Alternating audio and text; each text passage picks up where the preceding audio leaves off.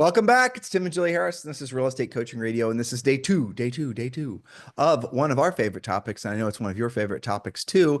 It's 7 ways to make money now with new construction. And if you did not listen to day one, that was, of course, yesterday. So make sure you go back and listen to that podcast. And remember, all of our notes from all of our podcasts are available exclusively for our harrisrealestatedaily.com newsletter subscribers. It costs you nothing to subscribe. We've made it very easy for you to subscribe to get all the notes. And we do offer a lot of information just for newsletter subscribers. So just go to harrisrealestatedaily.com and subscribe. It's easier for you to subscribe than it is for me to say the web address. So that's how easy it is. And remember, when you go there, just drop in your email address, and then you have to double opt in your email and confirm that you want the subscription. All right, Julie Harris, let's roll in.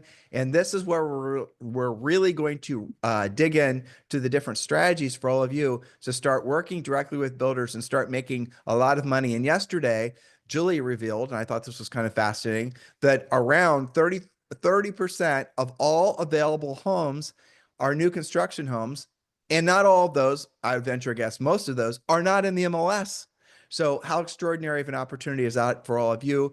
We gave you some specific plans yesterday, so you make sure you listen to the show from yesterday. All right, Julie, let's go on to point number one. Yes, that's right. And we're going to literally go from the easiest, least expensive, 100% of you can do this, on up to much more advanced today. So we're going to start basic, and then we're going to, hover as we go through the different stages. And Tim, we can hover on any of these particular ways to make money in new construction, or we can fast forward. So you tell me, because I can talk about it all day. I read your points, and the one thing I'm going to have folks wrap their minds around is if you are a real estate brokerage or real estate team, or an individual agent, all of these points can work for you. So Julie's first point, which he's about to read to you, I want you to imagine you have a buyer's agent staff, or you have a small brokerage, and everyone's obviously wanting to get transactional. Julie's first point will be a perfect hand in glove for that type of environment, or an individual agent as well. So when you're listening to these points, think how you can scale these ideas up or down. Julie? Very well said. So we're going to start with the most basic. Number one, you can cover builder model homes during their off hours. And we do have coaching clients doing this today, this weekend. Number one, cover the builder model homes during off hours. Builders need licensed agents to cover sales centers. You'll get walk-in leads, list the buyer's homes if needed, and stay on top of mind for future projects. Find out where they're missing coverage. Oftentimes, this is going to be when they're just about done with one subdivision and they're starting another one. They've got the models built, the homes are just starting to be built, and they have not yet covered that with their sales team, or there's certain days or times of day where they don't have coverage. We have coaching clients. This is a brilliant thing. You do not have to be an employee of the builder. You can stay an independent contractor. You can just be yourself. You do have to have a bit of, knowledge of what you're selling. And in the times where we've had coaching clients do this, the deal has been, there's different ways to structure this. So don't feel like you're, out in the dark that you don't know exactly how to do this. But typically you'll cut a deal with the sales manager or the builder or developer themselves, where maybe you're going to work the model 2 days a week. If you sell their product, you make X. And if the buyer doesn't want to do that, they're not qualified, they go on, you get to keep that buyer. You also can sell that buyer's house. Go ahead, Tim. So for example, we've had a lot of coaching clients that have done this. I want you to think outside of the box. This is kind of advanced player mode. A lot of these build sites, they're open during very specific hours, sometimes only on Saturday or sometimes only on Sunday. That's not to say that that's the only time buyers are looking for homes in those particular areas. And remember, you're not in competition with a new build rep. They're not resale agents. They usually don't even have real estate licenses. So what you can do is you got to, put a crate, like a milk crate, in your trunk. And then in the milk crate, put all the brochures for all the, say it's a new subdivision with 6 different builders. Go into each of the builder reps, grab each of the new build reps and build homes, and then grab their home brochures with their permission, and then put them in your milk crate, organize them basically. And so you then make camp outside of the new build reps, and I can envision for all of you like 5 or 6 different new construction homes available. You park your car there. You've got something that's going to, maybe it's a magnet, maybe it's a sign, new home construction information, whatever. You know, none of the new builders are there. They know, maybe if they do have a gate where they close the subdivision, you can park outside of the gate. And then you have the information that those buyers are going to want. You following me here? This is totally, no one's going to care that you're doing this. The build reps will not care that you're doing this because you're helping them sell houses. Because here's how. When you have a buyer that you come across from having that interaction, you get their information and then you register that buyer with every single one of those new build reps. So by registering them, and we talked about this on every podcast practically, that's ensuring that you're going to get paid a commission. So you're sitting there in your car and somebody drives up and they're interested in the new construction thing and it's off hours. There's nobody there to talk with them. You're there to talk with them. You're going to share them information on the individual houses. You're going to tell them about the availabilities and the specs and all the lot costs and all those types of things. And then you're going to ask for their information, and then you're going to register them with every single one of those builders. So if that buyer comes back the next day and they decide to build with, you know, Pulte or whatever, you're going to be registered with that buyer, which means that buyer, when they close on that property, you're going to get paid a commission. You following me with all this? To Julie's earlier point, you're going to have to befriend the new build reps so that they know you are, obviously, you know, on the up and up, and they'll feel comfortable putting you on the contract. Sometimes the new build reps are very strict and they're going to say, you have to be there in the first meeting with the buyer. Well, if you have a relationship with that new build rep, they're probably not going to be that stringent, especially if they know that you're helping them out off hours. If this is a single builder with a single build rep, the same idea works. So start thinking more expansively, because 30% of all the available inventory is new construction across the country. That means there's going to be millions and millions and millions of real estate transactions that are being done. And I bet you in the new construction side of things, a vast majority are done without an agent, because agents don't realize how they can work directly with the builders. Many agents wrongfully think that new construction is competition and the agent or the new build rep is their competitor, and that's not the case. No, that's right. And to hover on this one point about covering their models, another way to do that is to find spec homes and make that your open house this weekend. Yep. Because the new build rep isn't going to do that. They're going to be working the model. You can work the spec home and you can work together. So there's lots of different ways to do each of these points. We're speaking in code there. So if you go to a new construction area, that builder, especially if it's a big national one, they're going to have houses that are, they don't have a customer for them yet, but they're building them. And their houses are going to be done in 60 or 90 days. The new build rep, again, they're not in competition with you for the commission on that house. They're getting paid differently than you. You then could say, listen, I'd like to hold this house open this weekend, put open house signs, the whole thing, gather more buyer opportunities.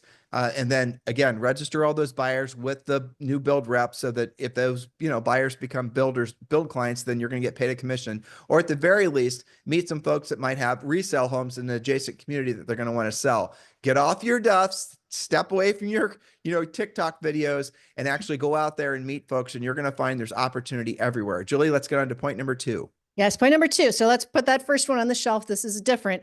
Get resale listings from build reps, from those reps that are sitting in the sales models. Many of those on-site agents don't want to or can't. And in many states, they're not even licensed, so they couldn't if they wanted to. They're not going to list the homes their buyers need to sell. Remember, most people, as you go up in price range, maybe not the very first entry level, but any price range after that, they're going to build a house, but they've got a house to sell before they can close. Builders don't like that. Most builders say you've got to remove your home sale contingency before we're in stick or in drywall or whatever their rules are. Some builders say you can't have a home sale contingency from the get-go. It just depends. You got to know what their rules are. So what happens to that resale lead? The new construction rep is not going to be that listing agent. Many of our coaching clients have those relationships. Our coaches who coach you to do this have these relationships where they're getting a steady flow of resale leads. Now, why would a new build rep want to do that? Because they're going to end up selling more knowing that that person's taken care of, instead of just sending them off into the wild saying, nope, no home sale contingency for you. Good luck. Come back when you've got your house sold. Or even worse, the house is done and the buyer can't close because they still have a house to sell. Exactly. So again, I'm going to give you guys some advanced information, but this is really only going to be relevant to you if you're a premier coaching client. But we have something called the Guaranteed Home Sale Program. And the way the guaranteed home sale program has traditionally worked can be applied to builders. Julie talked about Heath Moulton yesterday, and he does this with his new build reps. So the biggest fear that a build rep's going to have is the fact that they're going to put in contract somebody has a house to sell. Their resale house doesn't sell, and they can't then close on the new construction house. Well, when you list your house with Heath, he'll guarantee, like, so for example, he goes to the new build reps and he say, listen, you won't have to worry about those contingent contracts because any buyer that it also has a house to sell, you have them list the house with me, just give them my business card and I'll do my job. I'll put a guarantee on their home that their home will be sold within a certain amount of time, or I'll agree to buy it. And that way, when they'll have the money that they need to close on their new transaction with you, and you don't have to worry about any home sale contingencies. If I'm speaking in a foreign language to you guys right now, that's the reason you need to join Premier Coaching. But the guaranteed home sale program, where are you going to come up with the money for the down payment? Where are you going to come? How are you going to qualify all these things, right? That's what you're thinking. Tim, why would I want to guaranteed homes? I can't possibly buy them. Well, this is how you do it. First of all, if you think about this, you're going to have a commission on the buy side of the house that they're building. We told you yesterday, the Pulte essentially has $30,000 that they make available for, what was it called, Julie? I don't remember what it was called. I remember the program. It's in the newsletter yesterday, though. Yeah, it was in the newsletter yesterday. But you can ask the builder to pay you, let's say, a premium commission on any homes that are guaranteed homes, that clients that are, using your guaranteed home sale, they'll do it. And then the commission that you would have normally put on the resale home. So Bob and Betty are building with Pulte. Okay. So Pulte is I'm just going to pick some arbitrary numbers here. It doesn't mean anything. Not, giving you guys commission rates. I'm just giving you ideas here. Okay. So Bob and Betty are buying $1 million house, let's just say. And let's just say the buyer agent commission on that $1 million house is 6%. The builder is going to pay $60,000 in commission on that. Well, Bob and Betty have a house for $500,000 they need to sell. They've already agreed that they're going to pay a commission, obviously, to sell the house in order to buy the new house. Well, you could make the total commission and fees, trade fees is what we used to call them, on the house that they're selling be 10 to 15%. Now, if you add all these numbers up, you have 10 or 15%, so it's 50,000, let's call it 60,000 on the sell side that you're going on the resale side that you're going to be able to take as fees. And because they're using a guaranteed home sale, and then the builder's going to pay you 6% of $1 million. So here's another $60,000. You're going to be able to buy that resale home with essentially 20%, 25% down. And for many of you, that's going to be more than enough to purchase the house, or it's going to give you enough margin that you could buy that house and still put it back for sale, sell it to a flipper, or just keep it as inventory for yourself. Now, Julie and I offered this for years. Many of our coaching clients have offered these types of programs for decades. Generally speaking, you never actually have to close on it, but you will want to. Some of them, the deals are going to make a lot of sense. Great way to pick up rental properties with no money down. Great way to pick up rental properties and get all these other transactions. Because why? You're going to go to the builder. And you're going to say, builder, when you refer your listing leads to me, I'm going to put a guarantee on those listings so that when that buyer is in contract, they don't have to be home sale contingency with you. The build rep is going to love you for that because that's their greatest fear. The buyer, who's now your seller, is going to love you because you're what? Removing their biggest fear, not being able to close on the new home, owning two homes at once. You guys understanding how all this works? I know I just gave you guys some high level stuff and maybe you've not been exposed to this level of thinking in the past. This is how you create your own unfair advantage in the marketplace. All of our top coaching clients, they have on top of their for sale signs, ask me about my home sale guarantee. I'll buy your house in 90 days or I'll buy it for cash. Mark Spain in Atlanta. Julie and I fly into Atlanta. Our family does when we go to our cabin in Murphy, North Carolina, and everywhere on the freeway up to almost the border of North Carolina and Georgia, you see these Mark Spain billboards, and that's all they say. Ask me about my 90-day guaranteed home sale program. I just told you guys how it works. Now, again, this might be a little bit, I can't do that. I'm a new agent. I get it. Then don't do it if you're a new agent. Julie and I started offering it our second year in real estate. And we did pick up some rental properties that we still own to this day because of it. And we would get listing leads and people would call us out and they'd say, I just want to sell my house and I want to use your guaranteed home sale program. The guaranteed home sale program would be also, without getting too much more into detail, they'd have to be moving up to a home that we had for sale. And this would be a person, for example, Julie, our house on Beachwald is this way. The lady's name was Ruth. She said, I'm moving out of state. I have a firm move date. I don't want to mess around with having the house for sale. I know your guaranteed only works if I'm moving up to a house you have for sale. What would be your 30-day offer to me? And then we made her an offer for like 30% off what the house would have been worth retail. Put it all on paper. You retail it, Ruth. This is how much you'll make. Or we'll guarantee it. She said, I don't want to mess around with it. I don't want to do any repairs. I just want to just guarantee it. And that was the end of it. And for her, that made sense. Well, we had a lot of other opportunities just because we were being more creative and offering a guaranteed home sale program. So hopefully I'm expanding your thinking. If you guys like what you're hearing, like how you're feeling, just imagine how you're going to feel when you join Premier Coaching. Premier Coaching is your soup to nuts, A to Z, comprehensive real estate business plan, lead generation, team building, marketing, advertising, scripts, presentations, everything you can possibly imagine is waiting for you in Premier Coaching. And you can join Premier Coaching for free.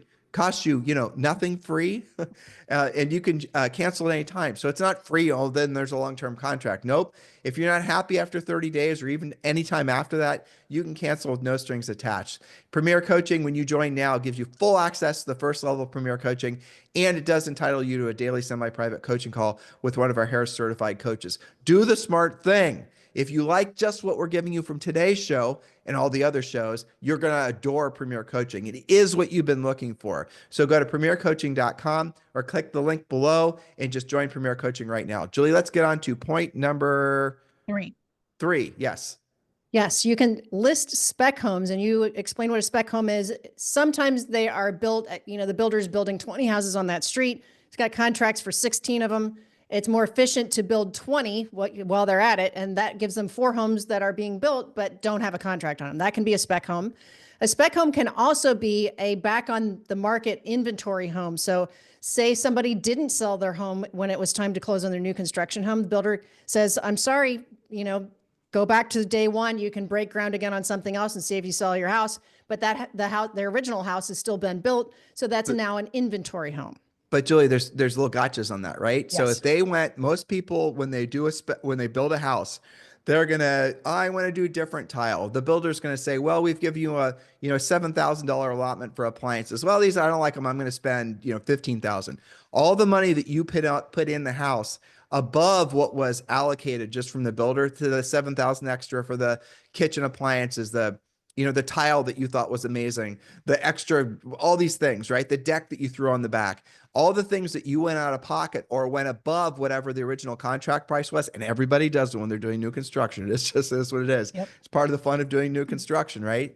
You don't get that money back. They're going to hold that money and they might apply it to the next house that you're going to build with them, but they're not just going to give you back. Okay, I get it. You didn't close on your house. We now customize this house for you, and we're just going to take the losses. Maybe someone doesn't want the extra nice appliances that you put in your kitchen, or maybe someone doesn't want the hot tub that you had us install extra. They're going to keep that. So you got to keep this in mind when you're talking with prospective build clients. That's again, it goes back to my previous point about why the guaranteed home sale program and offering that everywhere, every place. Is going to oftentimes get you opportunities that you wouldn't have otherwise had. And again, why would you very rarely have to exercise the guaranteed home sale? Because there's a lack of inventory in most of the country, and most homes you put for sale, they're going to sell, even if they need a lot of work.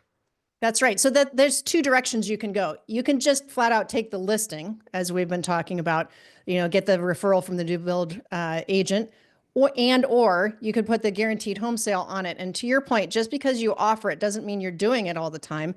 We have longtime coaching clients out in Washington State. They've done it for years. They even have a radio show commercial about it.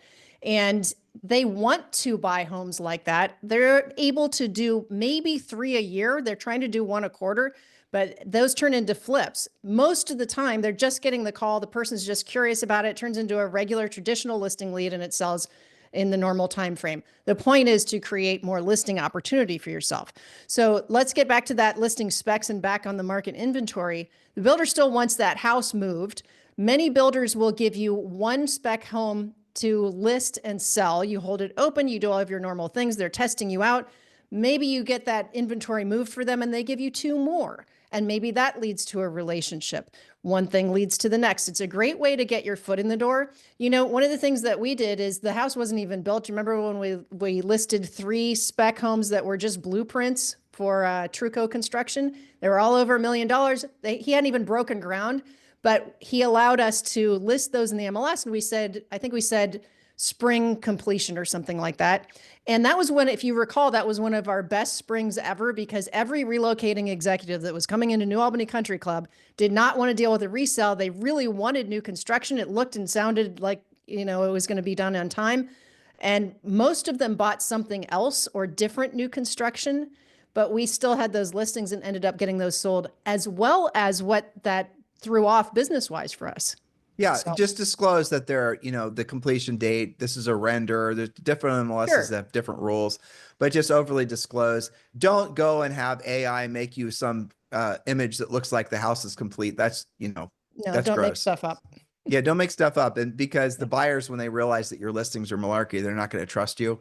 Neither will the other agents. And so, don't do that. As far as the Julie's idea, again, that's going to be this is advanced player mode again. So go to your local builders association, the BIA, get a catalog or get their directory of all the builders that are working in your community. They're going to sell it to you when you join the BIA. You get it for free, at least that you used to. Like last year, I know you could do this.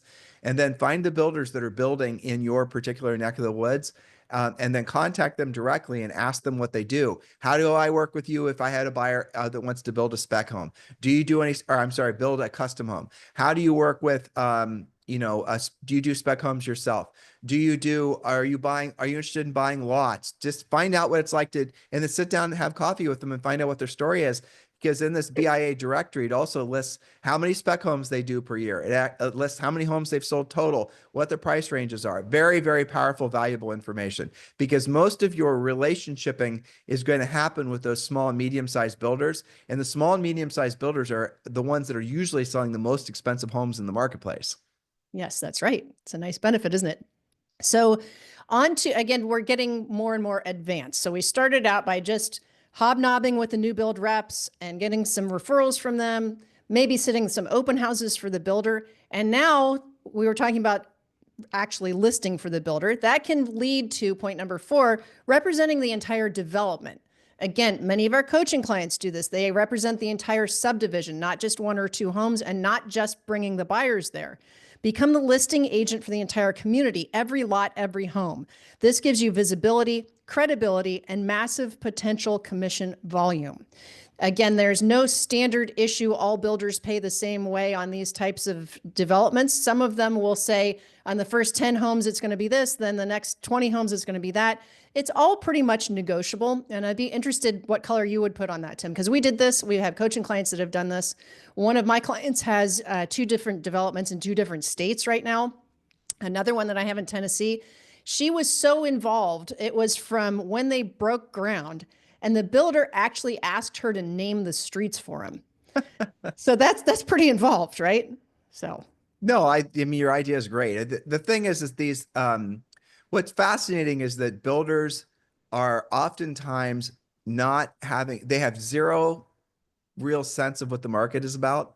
They don't, surprisingly, right? yeah, so honestly, it is surprising. The small and medium ones. The small and medium ones almost always follow the same pattern. They used to be framers. They saw how much money the builder was making. They decided to be builders. That's usually the pattern that they follow. They were tradespeople and they decided to be builders, but they don't have what you have. They don't have market knowledge. They don't have any sort of reach into the community. They don't have the energy or really the gumption, if you will, to work directly with customers. You'll find builders sometimes that don't want to build custom homes because the buyers are such pains in the butt with all the change orders. So you'll come across builders that only want to do specs and don't want to have the house listed for sale until it's done. So they don't want to have to deal with the change orders and the buyer changing their mind and deciding all the things. So you learn more about the marketplace. That's the reason our previous point was to start meeting with all these individual build reps and medium, small size builders and get to know what their fears are. So when you're choosing a listing agent, what are the 3 things you look for the most? What are the 3 biggest challenges you're having in the marketplace right now, Mr. Builder?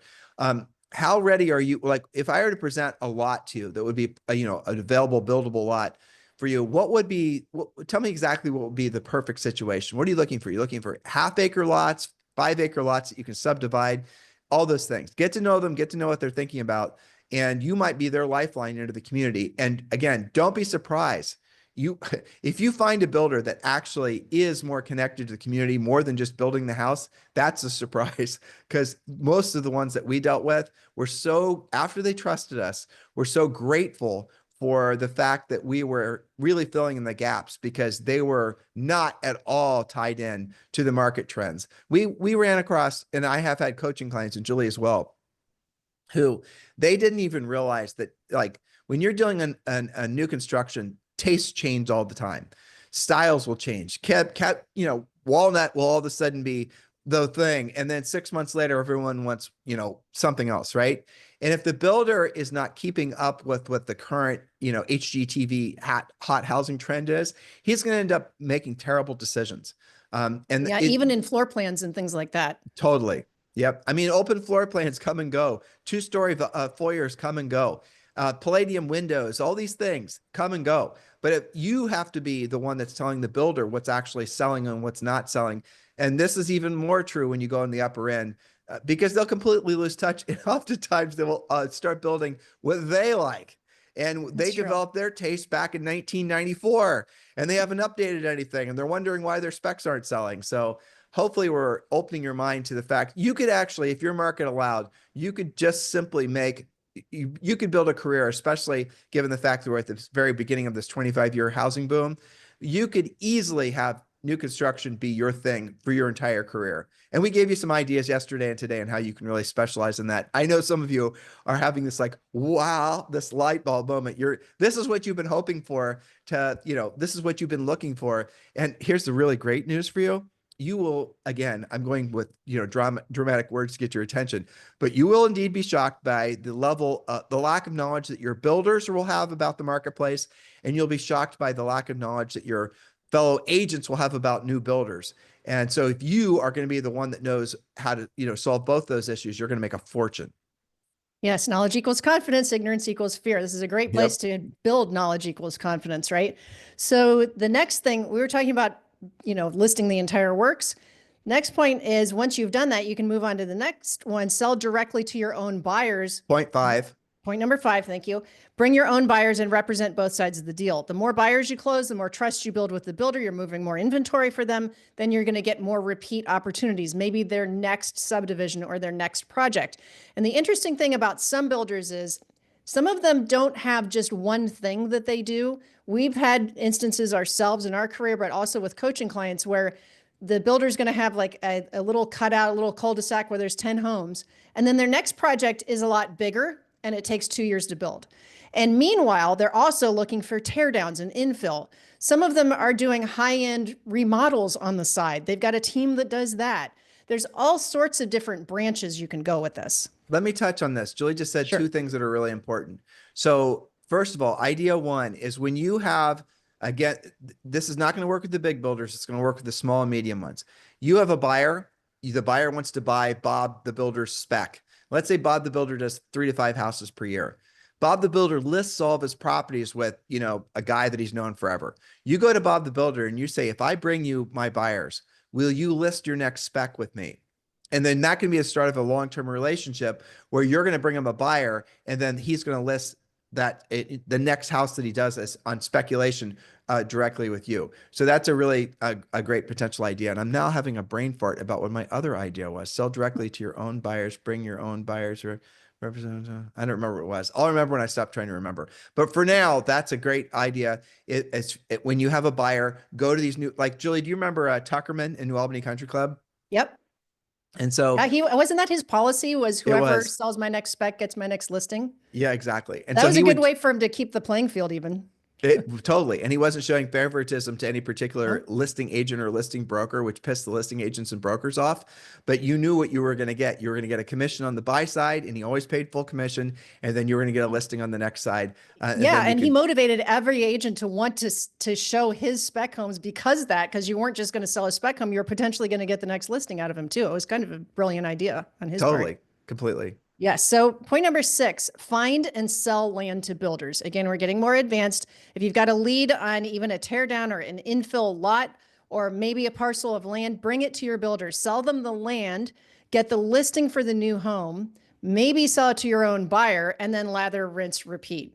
That can be big projects, that can be small projects. But I think one of the things that agents don't automatically think of when they take a new listing, or they're walking through something that's maybe a tear down or even an old commercial property that could turn into condos, they don't necessarily go right to, I should be talking to builders about this. But that's a great way to have an outbound prospecting call that's very business oriented. And if that builder isn't interested in the project, maybe they know somebody who is. Would you agree with that? No, I do. And I was thinking about that too. Like you will find, for example, there's going to be, and this is all over the country, but mostly in the Midwest, you're going to find these communities that were developed, some of them like 20, 30 years ago, where they never completely sold all the lots, or they did sell the lots, but no one's ever built on the lots. Every market's got, like in Columbus, there was an area called Apple Valley, where Nice. it was just exactly what I described. And people would buy the lots and they never ever build on them. Well, it's an interesting opportunity now, but there's a lot of turnkey prefab type homes that you can buy. You guys have seen all this stuff. It's pretty extraordinary. You could build up a little VRBO. Maybe there's some people that are doing VRBOs in that community. What if you were to go and find those lots for sale? What if you were, and maybe they're expired lots, maybe they're lots that nobody wants to list because they're super hard to sell. But what you're going to do is you're going to say, well, here's the lot. It's $100,000. Here's the variety of different homes that we can have put on the house. And here it is, Mr. Investor who wants to be a VRBO, Yeah. magnet. You can now start building your own little VRBO community, that type of thing. Point is, Yeah. everywhere you go, everywhere you look, every type of land, every type of property is an opportunity. You just have to see it like that. You have to think redevelopment, development, and look for the things that other people have passed over. Um, it's so funny. Like, how many of you right now that are listening or watching know of lots or parcels, big, huge ass old things that no one ever would want? Oh my gosh, that's been sitting forever. No one. How many people have been driving past that old commercial building? Maybe it's a building owned by the city or the state. There's going to be a lot of properties that are going to be for sale as a result of what's happening with the government. Yeah. Why not look at those as redevelopment opportunities? Why not look at something like that and think to yourself, how am I actually going to, I'm going to share with you guys. I won't use his name, but it was in Houston. And what he did, he would find exactly what I'm talking about. This sort of, and it was in not a very great area of town. And he would, what I'm talking about, Julie? Yeah. Yeah, his name starts with a V. Yeah. So he would find these big lots that were sometimes old multi-families, old commercial, whatever. In Houston, there's no real building codes, which is wacky, but you could have a subdivision right next to a single family home, right next to a Jiffy Mart. I mean, it's crazy. So he would go and find these parcels, and then he would turnkey the whole thing. And he made a fortune from this. Yep. Matter of fact, he just retired with a net worth of 10 million. It was tens of millions of dollars. Hold on a second, Joey. I'm sending you something in Yes. chat. And so what he would do is he would basically find these parcels. He'd put these parcels in contract. He would find somebody to make the blueprints. He would then find a builder, a developer builder, and then he would put it all together. So he would never actually close on the lots. What he would do is he would put the lot in a long-term contract. He then already had an architect that had already drawn the plans. He then would know what all the costs were because the architect had already done the specs. That's what architects do. It's going to cost this much in labor, this much in plumbing, this much in electric. And then he'd go to different developers. He had 3 or 4 different developers and say, here's a turnkey project on this lot. Where would he make his money? Every damn place. He'd make his money on the lot. He'd make his money on the new construction. He'd get all the listings. If any of them were leases, he'd manage the leases. He kept those relationships, and he would keep the obviously get the resale. And he did this for maybe 15 or 16 years. And I know he sold the whole thing, and he ended up, like I said, he's not even living in the United States anymore. He made so much money. He's living Yeah. full time in Europe. And on top of that, I think a lot of his stuff was in opportunity zones. It So was. yeah, so there was even tax abatements and things like that. I know a lot of Vegas, some of that is happening there as well. And I was just reading about when I was doing these points, because point number 7 is what you just said, become a developer and or partner with one, look for all of those opportunities. One of the trends right now is to identify these old malls that are now vacant, because it's not just the building that is huge commercial space, but it's all of the surrounding parking lots. There's acres and acres, and most of those are still located in pretty popular communities in suburbia. It's just that that type of mall isn't the thing anymore, or it's, whoever owned it has fallen into, tough times and they need to get rid of it. There's lots of different versions of this. Tim, you'll remember like Worthington Mall, tons of acreage right in Worthington, very densely populated. Now there's different types of condos and there's new shops going on that's been redeveloped into restaurants and condos and apartments. So that's something that wouldn't have happened there 15 years ago, but there was so much land that somebody recognized that as primo opportunity to develop. And you don't have to do that on a large scale from the get-go. You can start with something smaller, you can partner, you can just be the listing agent on some of it. There's many different ways you can go. That's one of the reasons we get so excited about new construction, is because there's just a gajillion ways to make money from that.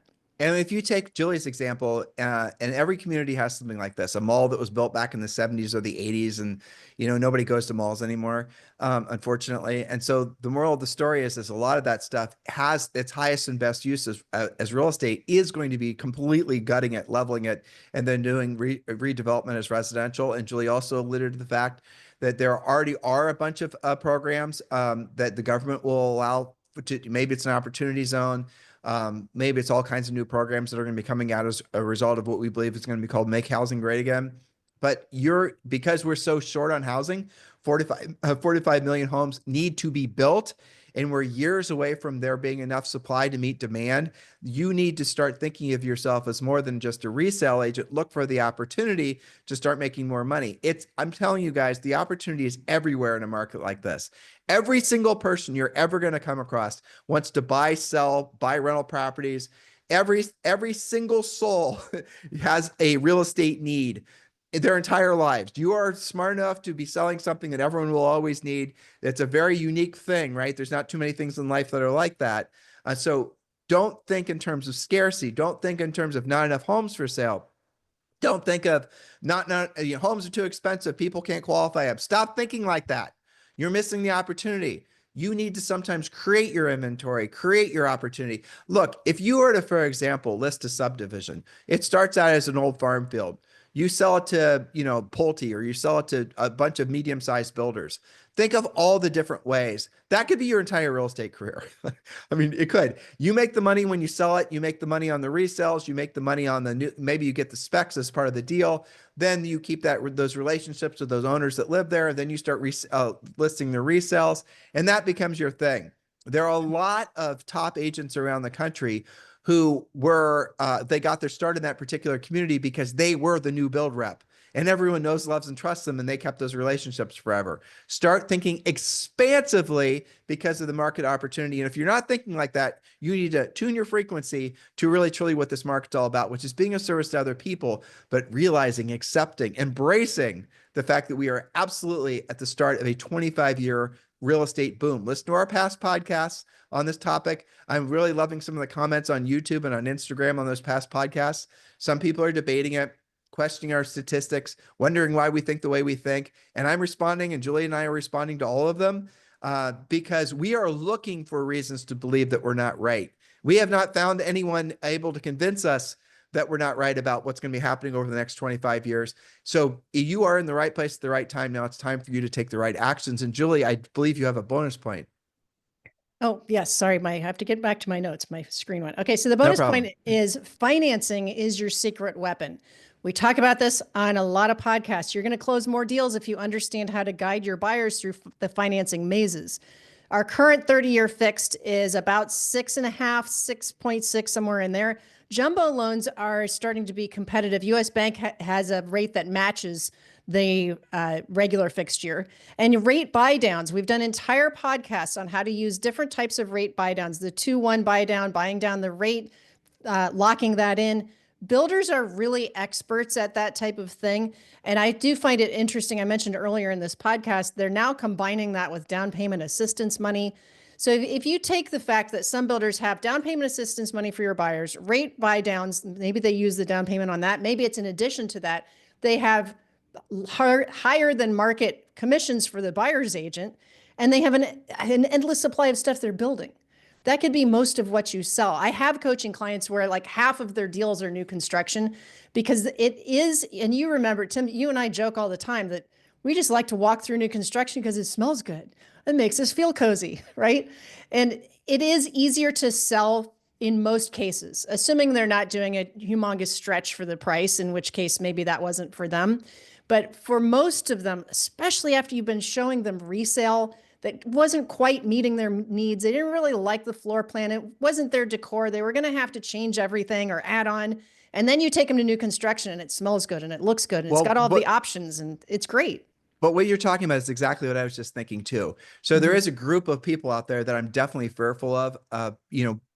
We're talking about things to be excited about, optimistic Sure. about.